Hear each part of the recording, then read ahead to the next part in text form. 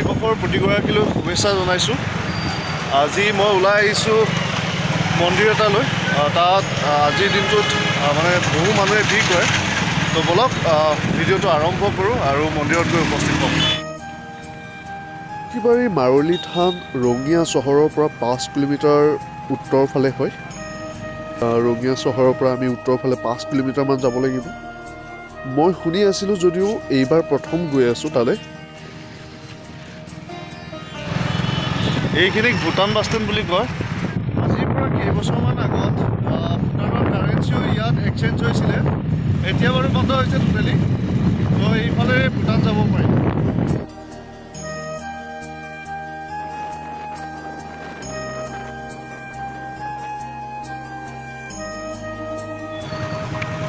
গাড়ীখন ইয়াতে পাৰ্ক কৰোঁ।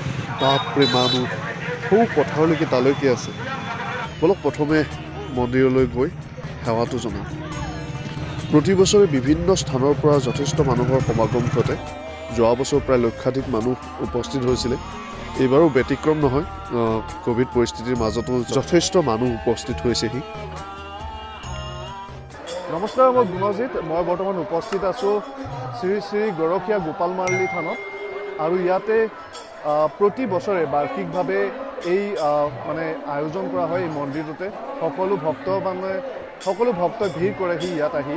তো আহক আপোনালোকক এই মন্দিৰৰ ইয়াৰ শ্ৰদ্ধালুসকলে কিয় আহে ইয়াত এই সকলোবোৰ আপোনালোকক দেখুৱাওক।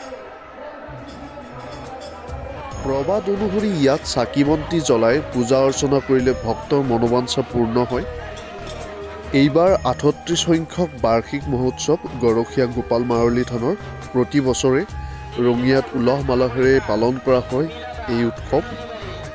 তুলসীবাৰীৰ নান্দনিক পৰিৱেশৰ মাজত লোকে লোকাৰণ্য হৈ পৰিছে মাৰলি থানৰ মহোৎসৱস্থলী।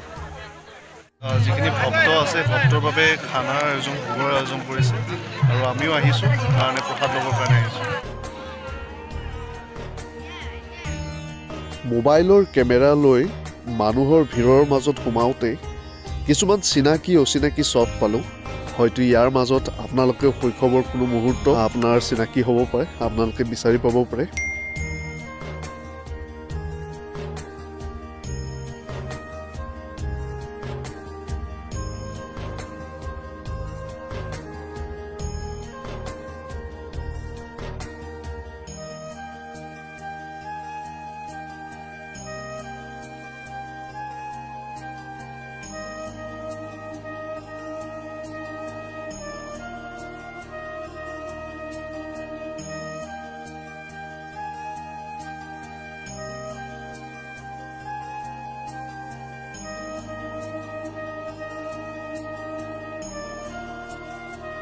তো ইয়াতে আমি শ্ৰী শ্ৰী গৰখীয়া গোপাল মাৰলি থানত আহিছোঁ।